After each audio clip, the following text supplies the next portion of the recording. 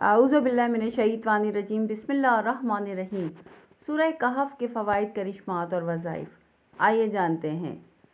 سورہ کہف قرآن پاک کی 18ویں اور ترتیب نزول کے اعتبار سے 69 نمبر پر ہے اور مکی صورتوں میں سے ہے جو 15ویں اور 16ویں پارے میں واقع ہے۔ کہف غار کو کہا جاتا ہے اور اس سورت کو یہ نام اس لیے دیا گیا ہے کہ اس میں اصحاب کہف کا تذکرہ آیا ہے۔ اس صورت میں لوگوں کو یہ نصیحت بھی کی گئی ہے کہ وہ حق پر عقیدہ رکھیں اور نیک اعمال انجام دیں۔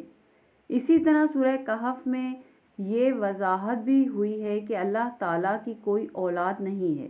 اس صورت میں بیان ہونے والے واقعات میں اصحاب کہف، حضرت موسیٰ علیہ السلام، حضرت خضر علیہ السلام کا واقعہ اور ذوالقرنین کا واقعہ اہم واقعات میں سے ہے۔ یہ صورت اس وقت نازل ہوئی جب قریش میں سے بعض لوگ چاہتے تھے کہ یہودیوں سے کچھ سیکھ کر پیغمبر اکرام کا امتحان لیں۔ یہ سوال مذکورہ 3 واقعات اور قیامت برپا ہونے کے بارے میں تھے۔ سورہ کہف کی مشہور آیات میں سے ایک 50ویں آیت ہے جس میں فرشتوں کا آدم علیہ السلام کے لیے سجدہ کرنے اور ابلیس کی نافرمانی بیان کی گئی ہے۔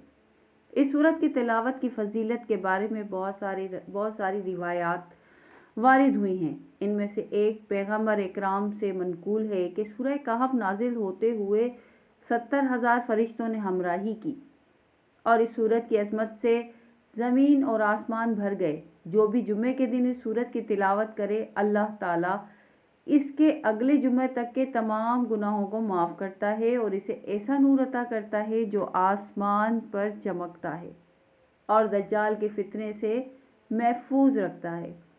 اس سورت کی فضیلت کا بیان، خصوصاً اس کی اول و آخر آیات 10 آیات کی فضیلت کا بیان ہے کہ یہ سورت فتنہ دجال سے محفوظ رکھنے والی ہے۔ مسند احمد میں ہے کہ ایک صحابی نے اس کی تلاوت شروع کی۔ ان کے گھر میں ایک جانور تھا، اس نے اچھلنا کودنا شروع کر دیا۔ صحابی نے جو غور سے دیکھا تو انہیں سائبان کی طرح کا ایک بادل نظر آیا جس نے ان پر سایہ کر رکھا تھا۔ انہوں نے آپ صلی اللہ علیہ وسلم سے تذکرہ کیا۔ آپ نے فرمایا، پڑھتے رہو، یہ وہ سکینہ جو اللہ کی طرف سے قرآن کی تلاوت پر نازل ہوتا ہے۔ یہ صحیح بخاری کی حدیث ہے۔ اسی طرح مسند احمد میں ہے کہ جس شخص نے سورہ کہف کے شروع کی 10 آیات حفظ کر لی وہ فتنہ دجال سے نجات پالے گا۔ صحیح مسلم کی حدیث ہے۔ ترمذی میں 3 آیتوں کا بیان ہے۔ مسلم میں آخری 10 آیتوں کا ذکر ہے۔ نسائی میں 10 آیتوں کو بیان کیا گیا ہے۔ مسند احمد میں ہے کہ جو شخص اس سورت کہف کا اول آخر پڑھ لے، اس کے لیے اس کے پاؤں سے سر تک نور ہوگا، اور جو اس ساری سورت کو پڑھے سے زمین سے آسمان تک کا نور ملے گا۔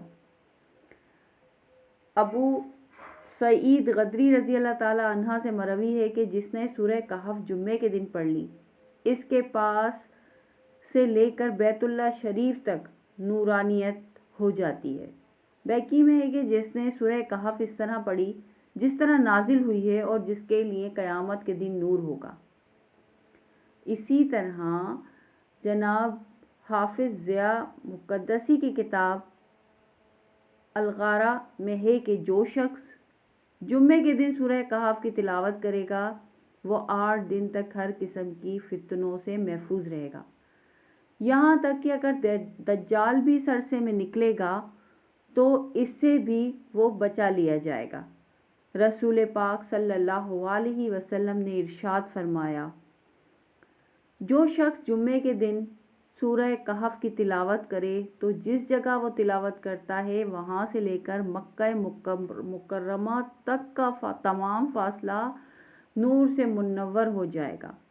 نبی کریم صلی اللہ علیہ وسلم نے ارشاد فرمایا کہ جو شخص جمعے کے دن سورہ کہف اس طرح پڑھے کہ دوسرے جمعے تک نور ہی نور چمکتا رہے گا۔